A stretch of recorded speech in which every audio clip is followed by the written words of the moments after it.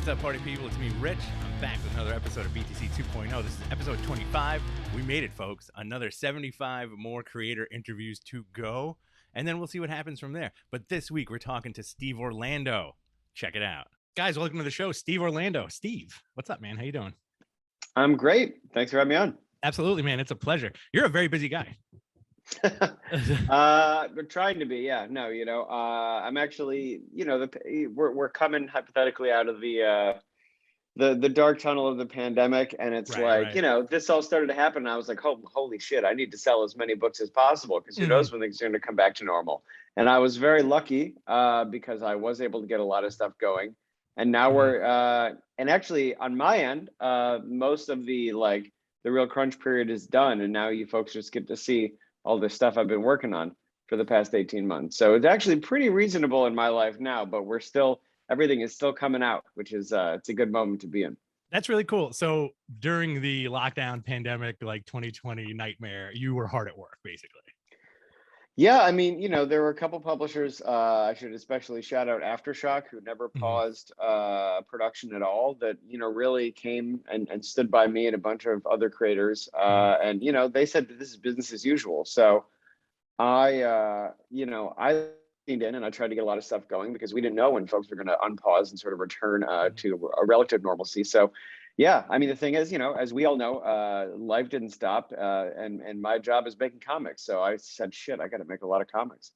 Right. And plus, I think most creators, right, you're in your house, you're writing away, or you're drawing away for the most part, right? I know that, what's your typical pre-pandemic and during the pandemic? What's your typical writing process? I mean, I'm a little more methodical, I know, than some of my peers. So I get up at 7:30 and I'm usually working by 9, and I usually work from 9 at least until on a good day, I can clock out like a normal person around 5 or 6 because that's when I walk my dog. But that doesn't always happen. Sometimes it's 9 till 8. Sometimes it's 9 till 11. Sometimes it's ongoing. But at least for me, I try to keep it like a real structure, like a traditional job, because otherwise your life just, there's no boundaries. We work from home, but if I don't keep office hours, then suddenly nothing is off limits for when I can, when I can actually relax, when I can't relax, and things like that. So I keep it pretty regimented. And yeah, the big thing that I lost is that getting out of the house and going to the gym in person was my time to see people and at least counter the amount of vitamin D supplements I have to take by stepping out into the sun. Right. And we did lose that for a while. I would just step into my office and do, which is where we are now, and just do exercise stuff here.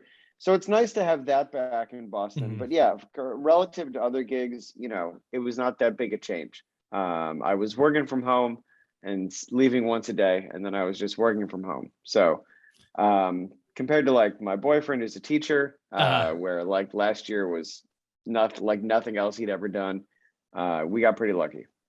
Yeah, I think if you're in that kind of that freelance sphere of somebody who can make their own schedule, I feel like a lot of last year was I'm still doing the same thing, except it kind of sucks. This aspect of it sucks a lot, or it's this has slowed down, but it's okay. You just got to keep you just had to keep your mind active.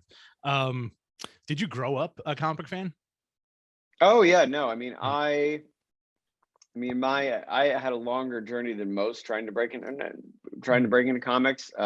Probably, I went to my first con and started trying to break in the late 90s, and I was 12 years old. And this is because of articles about how they came up with Electric Blue Superman at the time. I'm from Syracuse, and the Post Standard ran this article, of course, about how Superman is changing forever. But I was fascinated. I mean, I like the costume because I still think it's a great costume, but but more than that, they had these little it's not bullpen bulletins because it's DC, but whatever they called it back then, and they had a round table talking about how they did this whole redesign, and I was just really fascinated with that process, and it's when I sort of realized I probably want to be on the writing side versus the visual art side. And I mean, I got to it. I started going to conventions and networking and meeting people. Not that I expected to get a job at 12. I expected to get a job at 15, like Jim Shooter did in the 60s. You know, what have times changed? We don't know. Yeah, so it took me till I was 28, actually.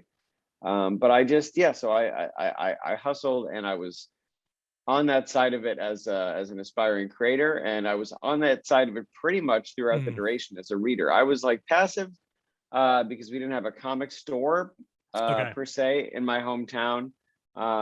We had some in, you know, in the greater area, but not in my hometown, and I couldn't drive. I was, you know, 9. So at that point, it was like a lot more of like back issues I could find at the flea market and things like that. So or trading cards, actually. My father was is a sports memorabilia dealer. Oh wow. So and I don't like baseball. So instead I would go and collect all the non-sports cards at shows. So like I learned I was a comics fan, but it's mostly from random out of order back issues, and then who looked cool in trading card sets, because that was my axe, and of course cartoons and stuff. Until they started doing comics at Walden Books in the 90s, late 90s, and then I was all the way in. Oh yeah, that's one of the bookstores I miss, definitely, because they used to let you sit around and read graphic novels and not bother you. A spinner rack at Walden Books, man. That's where I read. That's where I met Ben Riley. So. Oh, that's awesome.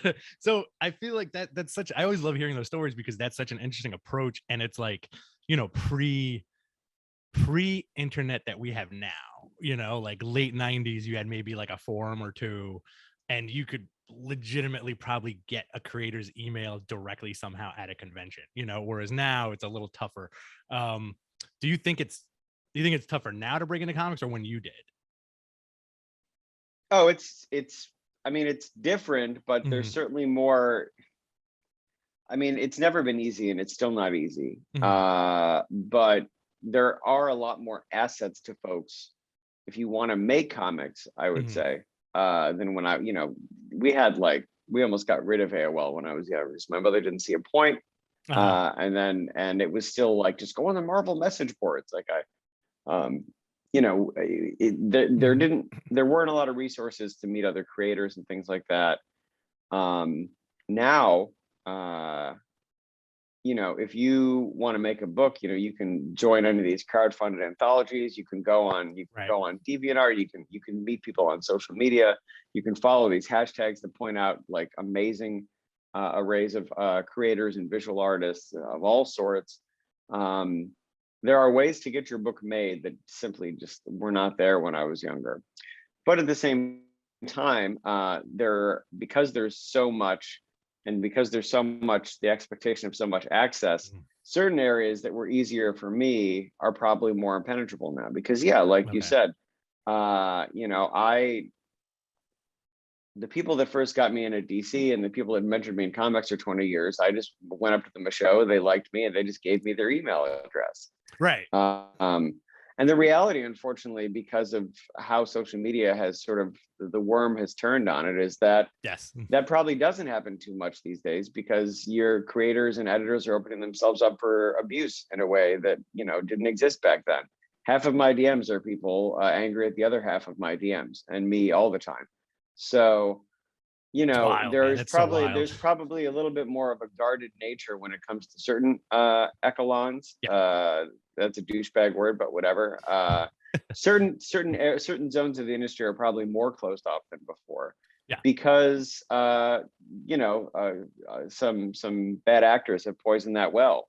I feel like it's like Judi Dench's speech in Skyfall. You know, you know, everyone is way more accessible, and in certain aspects, but because of that, and because folks have taken advantage of that in actionable ways, many of them are less accessible. You know, I mean, I don't know, because it's a great example, the email thing, because I don't give out my personal email now. But that's not just also like comics. This isn't about that. I think the world has changed, obviously, since 1997, when I got, you know, my mentor's emails and things like that. So breaking in, quote unquote, into Marvel and DC is maybe more opaque than ever.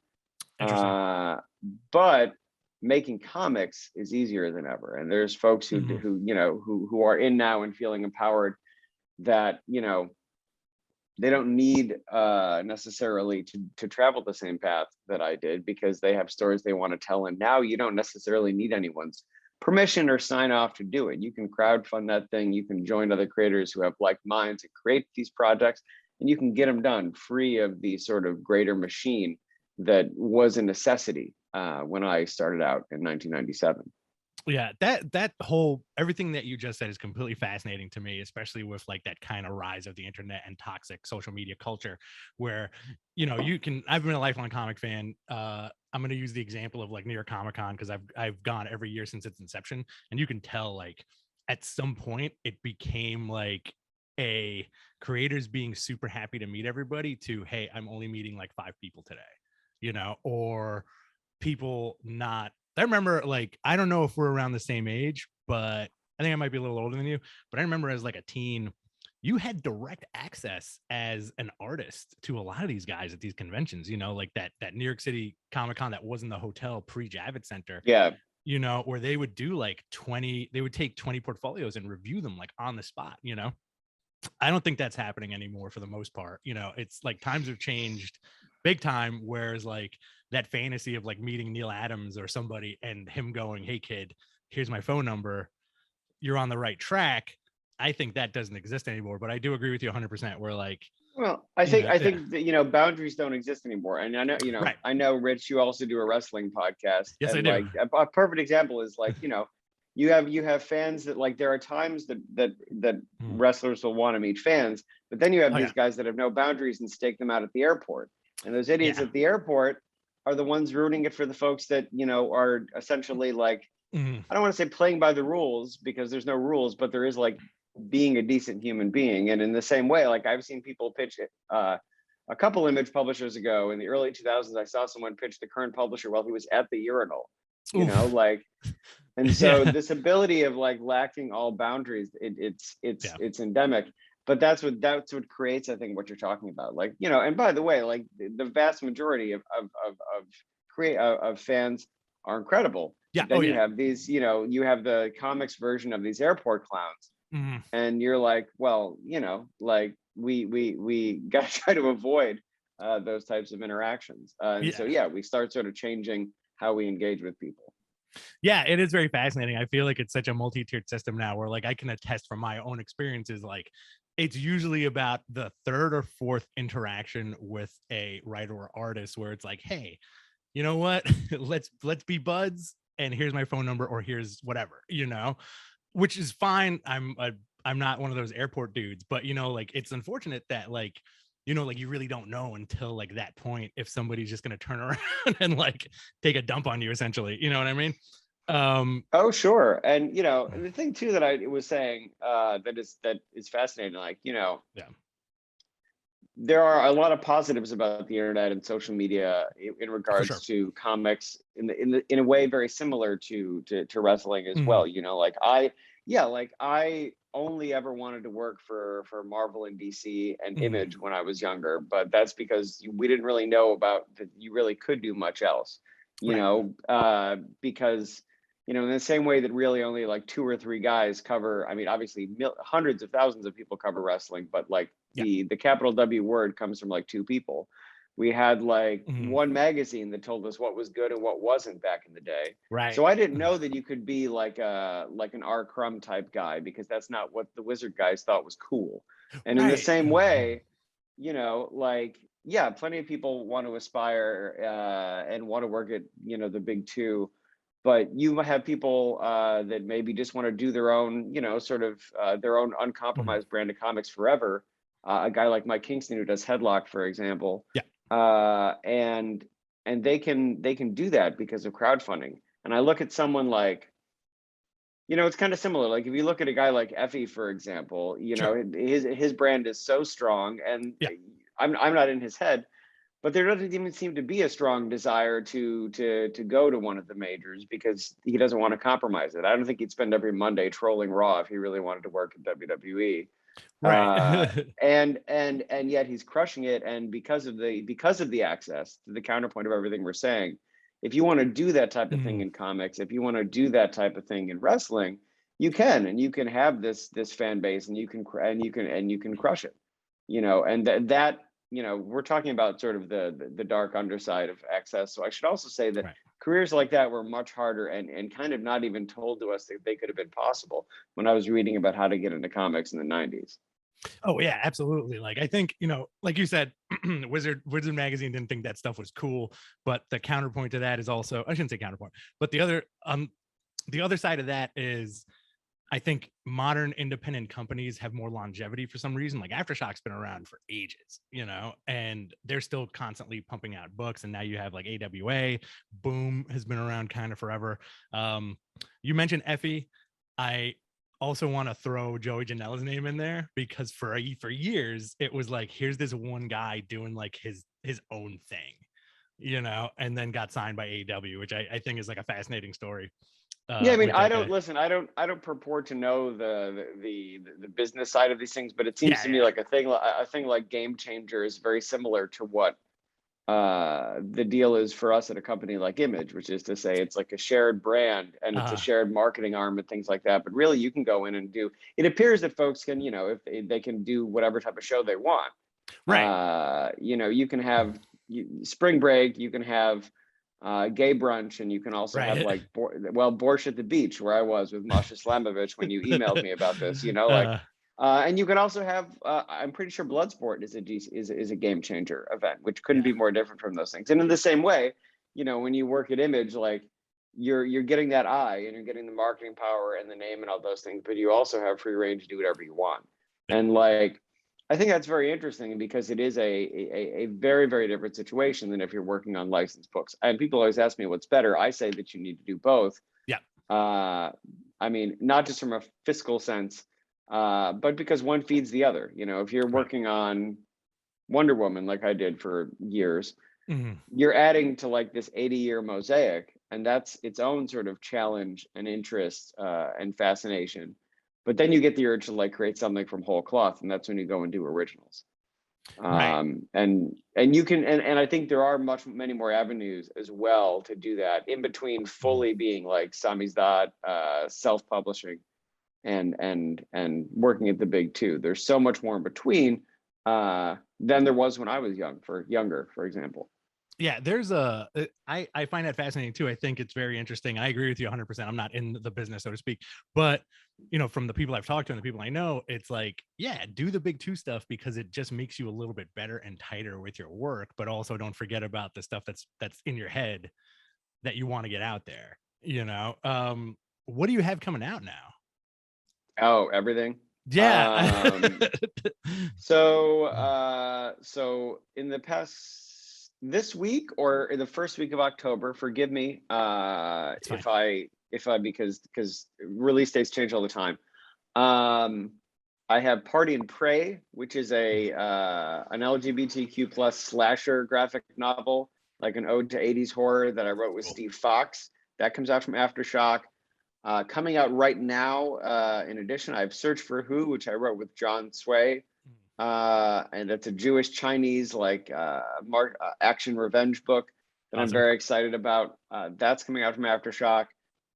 For a complete pivot, I'm doing King Grimlock, a Transformers Barbarian book at IDW. That's awesome. It's Grimlock the Barbarian. I'm very excited about it.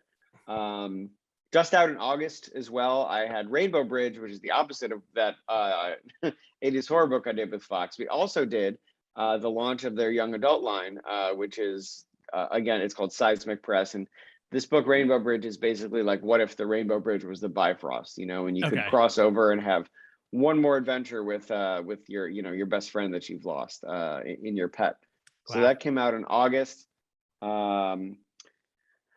There's so many things going. I have to look at my comps off screen here. And then also in October, the Boulay Brothers Halloween Takeover. I'm working with the Boulays from TV and Netflix's Dragula to take over heavy metal for a really awesome curated Halloween issue. That's awesome.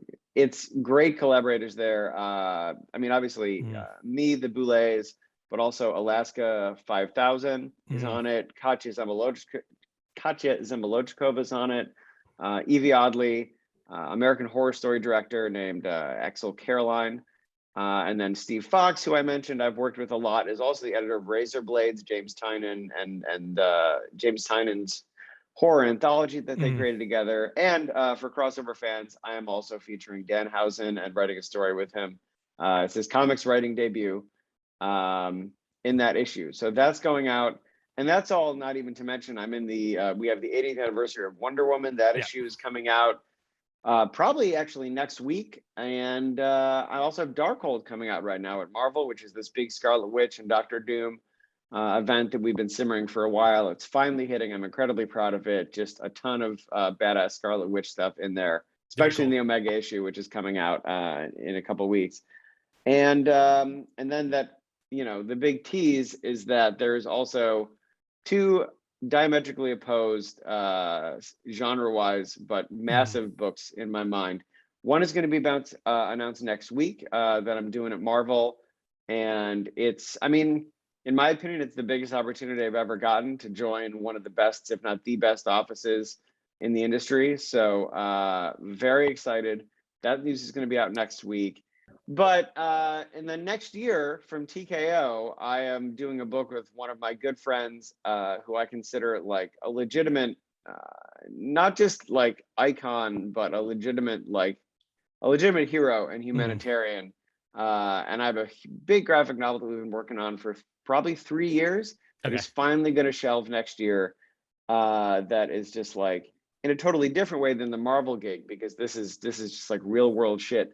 The biggest thing I've ever done, and that's finally going to be out, we hope, in 2022. So that's awesome. And I'm sure there's more. I'm sure I've forgotten things. Oh, there's a Marvel event you guys don't know about yet too, and another anniversary event. So I'm all over the place, but as you said, that's how we get it done. Dude, you might be the busiest person in comics right now, right? That's Donnie. He writes a book every 3.5 days. That is true. That's awesome though, man. Like, and your accolades are ridiculous, man. Like you've been doing this professionally for 6 years. So since 2015. Okay. 2015. Okay. That's awesome, dude. What does it for you about wrestling? Talk to me about that. I want to do a little add-on too. Did you see the GC emo thing that they did last week? Okay, so I mean, bury me in the comment section, but emo has never been my type of music. So I will admit, I tried to watch it, but the pure amount of emo became overwhelming for me, and I had to turn it off. But that said, if it is your thing, much respect. You know, there's plenty of things that I like that other people don't like, and that's fine. Yeah. So really like the idea of the show, and you know, much like any number of other things, I'm very happy it exists, and I'm happy for it to exist somewhere else. But I did like that they had people just playing the songs live. Very pleased with that. What is it about wrestling? I mean, honestly, funny you're wearing the Sting shirt. I'll be completely honest. I've been friends with Mike Kingston from Headlock for years. We're from the same town. That's awesome. We went to the same college, and then we lived in the same city, but we had to go to San Diego to meet each other and find all these things out. So, but I was also a jackass, I still am, but like for years specifically, I'd always be like, oh, Mike, the wrestling guy, like, is this guy, whatever happened to the snake, you know, like, was he still, and he was just like, you're an asshole, but yeah, he's fine. So, but then you know, everybody has a way back in. I liked it as a kid. I dropped off when I got into high school. But then I was back because of the guy in your shirt. When I heard Sting was going to the E, I was like, I gotta watch. Like, this is actually a Stang shirt. Oh God. Move back so I have plausible deniability. There we go. So I was just like, he was my guy. You know, like much like liking DC and Pepsi, I was a WCW guy. Okay, all right. As a kid, obviously, my tastes have evened out as an adult. So Sting was my boy, you know, like, and my heart still breaks that they fucked up Starrcade '97. But oh my God, were you more of a Surfer Sting guy or a Crow Sting guy? Oh hell no, absolutely Crow Sting. I mean, because he was a superhero. Like that was the original thing. Like I was in originally to wrestling because Sting was just, I mean, he was just Batman basically. You know, like including coming down from the rafters and the makeup and the music that as a kid I loved, and now is like such a painful James O'Barr sad man. Like the opening monologue, like like the opening, like when a man's heart dies, and they have like the sad kids. I'm just like, okay, like give Yeah. me the like ice metal thing he has now. Yeah. Anyway, so I was in, and then I got out. Well, honestly, I might have stayed in if WCW didn't tank and get bought, but it didn't, Okay. and I didn't really care. Like I only really liked Kane back in the day, and I didn't Interesting. understand face heel dynamics, so I just kept getting angry that Undertaker would win. Okay. So anyway, but then Sting came back, and I still didn't really care. But I was like, oh, that's cute, Yeah. you know. And then, but by complete coincidence, after Emerald City Comic Con 2015. They had Mania 50, whatever that was, Mania 32, 31, 31 on at my hotel. And it was Sting versus Triple H. Okay. And like the stars had aligned because it was the live broadcast, and I just happened to walk by, and there he fucking was, you know, like walking out with the drums, and like still being like a freak of nature at that time, even though he was like 55. I mean, and now like he's still doing stuff at 62, and you're like, what, who are you? But I know, so I went back and I watched that whole thing, and as it turned out, that ended up being, I think, one of the better Mania cards of the recent generation. You know, there Absolutely. are some duds, but you got that crazy RKO at the beginning. You got Danielson winning the IC belt. You got, you know, Heist of the Century, one of the better calls Michael Cole's ever made. Yeah. You know, like, so I was kind of in after that. And that's when I started going to more indie shows with Kingston, and starting actually, because that's where he sells comics in addition to in comic stores. Oh, right on. And I just started meeting guys and really sort of realizing that a lot of what these folks do is very similar to what we do in comics. And that I don't necessarily mean what they do in the ring, because obviously all we do is trade barbs with each other on the internet. We don't you know, beat the shit out of each other. But what is very similar about it is like the people that you meet on these, especially like Z-level shows, like they just really love doing this. Oh yeah. And it's a job that you don't get paid a lot for, especially when you're at the outset. And it's a job that a lot of people don't know is even a real job. And that's very similar to comics. Like you have to be so passionate and so self-motivated, because everyone in your life will say, well, this can't work out. This can't be a real job. And do they even make those anymore? And so I first connected on a real visceral level with just like the journey that folks take, because it's very similar to the journey you take in comics as an up and coming creator. Like you have to be your own motivator, because, you know, I mean, look, my parents told me to give up and quit probably 3 times a year, every year for 20 years, but I'm a stubborn ass. So, you know, so I was like, well, I'm not going to do that. And yeah, so it's really the journey behind the scenes that folks take that first made me sort of lock in as a fan. And I do love these sort of yeoman-like show business aspects of it. You know, like it is, I think, one of the last few really like everyman type forms of entertainment. Like it is definitely a little carny. It is definitely a little like I like how strange it can be. Oh yeah. And that's probably why you see me talking about like indie wrestlers and indie shows more, because I'll watch stuff on TV and I like the production values and the athleticism, but more so I like being like there when a crowd is really excited just like you just have people who are doing this out of sheer passion and sheer drive. And I would much rather, you know, like when you message me, I was at Borscht the Beach. I was on a beach in Rhode Island, and like Alley Cat and Masha Slamovich were doing Death Valley Drivers in the ocean. You know, things that you couldn't see on TV, but those are just like, that's that real like entertainer crowd connection that I think is really sort of organic. And that to me is what has made it does make it really special. Yeah. It makes it fun. It makes it super, super fun. I think that's like one of the things that I love about wrestling. I always talk about this on my show too, where it's like when you see stuff like that, I think that's so much fun, and it gives people like such a weird thrill, you know. Like I didn't go to GC emo last week, but I saw the clips and I thought it was funny. I think the funniest clip I saw was Nick Gage yelling at the crowd to sing My Chemical Romance's Black Parade, you know, which is God. It's bizarre, but it's like, oh, this is funny. Yeah, there are members of that band who are very big wrestling fans. I can imagine. But no, I mean, I agree. Like the best example is like I kind of have to like force my boyfriend to watch televised stuff with me, but he will go to a live show anytime, because it's not necessarily just about like it's certainly not about thinking it's quote unquote real, you know, but it is about it's about the whole thing. Yeah, you know, it's about the show, it's about the crowd, it's about being able to meet and support the people you like with merch after and all these things. You know, it feels really like a community. And knock on wood, I found that like indie wrestling fans tend to be pretty positive, tend to be. Oh yeah, I think so. You know, versus like people screaming what on television and making me want to like crawl through my TV and strangle them all. Yeah, well, it's, you know, like that. I like that weird toxic fandom that's like, I bought my ticket, I can act like an a-hole. Like that's the worst case scenario, you know. But oh sure. We went to Chicago for All Out a few weeks ago, and it was like, I gotta say, it was the nicest crowd on the planet. And my wife actually came. We had an extra ticket.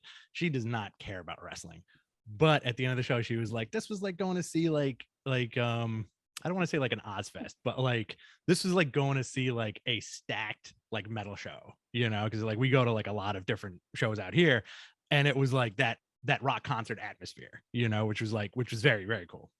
But I think a lot of, you know, I really tend to myself gravitate towards these. I mean, I said yeoman like before, and I should just say like more raw types of entertainment, and that just like, you know, because you don't get paid a lot if you're on the indies doing wrestling, and it's often for folks who don't have a lot, you know. And I find it similar, you know, again, back in the day, like comics were that type of publishing. You know, you could get them for like a quarter. Actually, you could probably get like 10 for a quarter. Yeah. And in the same way, you know, well, there's, I guess it shouldn't be assumed, but I've met a lot of drag queens, for example. And that's a whole podcast I'd love to do someday, where you get one from a wrestler and a drag queen on, because in reality, much like in wrestling, the people I know who have been most successful in that field, again, a field usually that was formed for folks who maybe don't have a lot, you know, like it's the same thing where your drag character is just you, but turned up to 15 instead of 10. And then, you know, for folks who are here for comics, like the best wrestling characters, the common adage is that it is that person, but they're just exaggerated up to like 15. And I think it flows across a lot of forms of entertainment. I think there's a lot more connections between them than we think.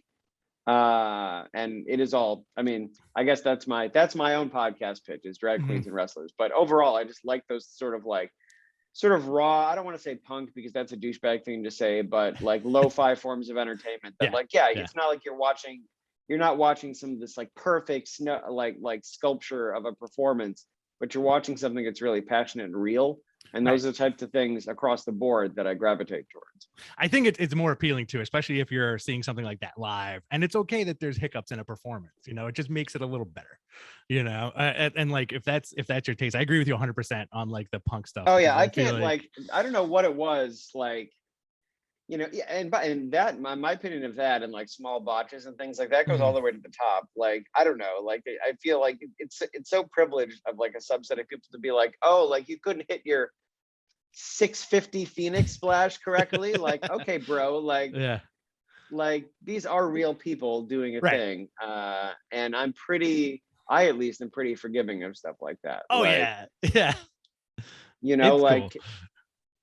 Yeah, these folks are busting their asses to entertain you, and like, oh, you like missed the punch a little bit, I'm out, illusion ruined, go fuck yourself. Like, you know, like these people are often putting their lives on the line, especially if they're doing, you know, wild high spots, or if you're a deathmatch guy, literally sometimes, and you're like, oh, my illusion.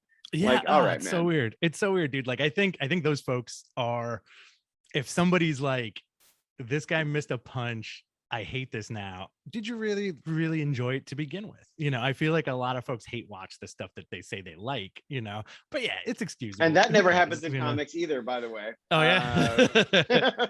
But no, I mean, I do like, I just love, I mean, I'm going to tell a story now, and I won't say who it's about, because then I would be burying someone, but fair enough. I love that there's something very specific about, I shouldn't even say that. Like I use comics lingo. Everything to me is like comics lingo. Okay. And that is especially true, I found, with folks in the wrestling scene. And this goes to like, you know, if you're watching Dark Side of the Ring or something, and you see, I don't know who it was, Kyoto or Tenay, one of them up there, and like, oh, and everything is kicking out. Like, oh, Scott Hall's maybe going to die of a drug overdose, but he'll kick out. That was like, killer, can you just talk like a fucking human? Like, it's amazing to me. But I did I have a friend, and I would tell him, am I going to see you at this show? Am I going to see you at that show? And I would realize they were never Northern shows. And finally they were like, well, I don't think I look good in jackets. And I don't like to, so I just don't sell the cold. I don't like selling the cold. And so because of that, I just don't go places I would ever have to admit that I get cold or wear a jacket. And I'm just like, you are truly insane. Like you're truly mad. Like you don't want to admit that you as a human being get cold. Is wild to me. And yet I find it so endearing. Oh yeah, absolutely. There is that like, a touch of that carniness is very endearing. Too much is too much, like we met and interviewed Rob Van Dam like a month ago, and we were like, all right, what's this gonna, is this gonna be like a carny situation or what? And the dude was the opposite of what we thought. He was like the nicest, sweetest person on the planet, and he was just, it was great, and like it was kind of like funny, that perception of like, well, he's a journeyman, ECW, blah, blah, blah, blah, like all this stuff, but really, really cool dude. And that's a testament to like, you never really know sometimes, Steve, I got a couple more questions for you and then I'm going to get you out of here. All right. Sure. What's your favorite sandwich? That's a loaded question. I mean, it's got to be the Cuban, actually. Like I have a lot of like esoteric answers I could pick out, but I live in a Puerto Rican Cuban neighborhood in Boston. And like I mean, if I could without dying, I would just eat that every damn day. That sandwich. Between multiple types of pork, you're like, all right, you're probably gonna die, but like what a way to go. That's got to be my answer. Awesome, dude. Where can everybody find you online? I'm on Instagram at the Steve Orlando, and I'm on Twitter also at the Steve Orlando. Awesome, man. Cool. All right, I'm gonna let you run. I hope you had a good time, dude. Hell yeah, no. I mean, I will always. I'm always happy to come on, especially if it's comics and wrestling. Clearly, I can talk about that at length. So. Awesome, dude. If you want, I'd love to have you on again at some point in like a few months or so. We can catch up and talk about all the Marvel stuff that you mentioned that's coming out. Yes, well, the other news, like once it's out, I'll be really excited to talk about that stuff because it is. I will say it's not a Demolition Man comic for folks who like. It is pointed out as being the ideal character for me to write between him being queer, angry, and a former pro wrestler. But it's not Demolition Man, not yet. But okay, I think a D-Man book needs to happen though. I mean, D-Man is certainly a phrase I've been avoiding saying in regards to him being a gay character, but yeah, no, I would. I mean, well, I'm sure. I'm nearly 100% sure I'll find a way to work him into something. Awesome. I'll be able to fit in D-Man, is what I'm saying. During my career, we hope at least. Awesome, dude. All right, man. Thank you. Yeah. All right. I'm gonna stop. Steve's an awesome dude. I had a lot of fun talking to him. If you want to check out more of Steve's stuff, particularly this week, he came out with the Darkhold Alpha #1 from Marvel.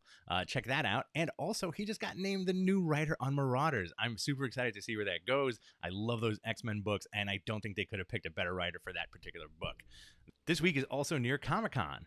If you're watching this, I've been at the con for 2 days. I might be lost. I may have to live in the Javits Center. But check out this stuff, man. It's pretty cool. I love going there. It's such an interesting experience. And I guess I'm a glutton for punishment because I have my pro pass for 4 days and I'm going to go all 4 days and just roam around like a wraith. Anyway, guys, hit that subscribe button if you're watching BTC Rich X on YouTube. Hit me up on Twitter at BTC Rich. And let's talk comics, man. And I'll see you guys soon. Mwah. Later.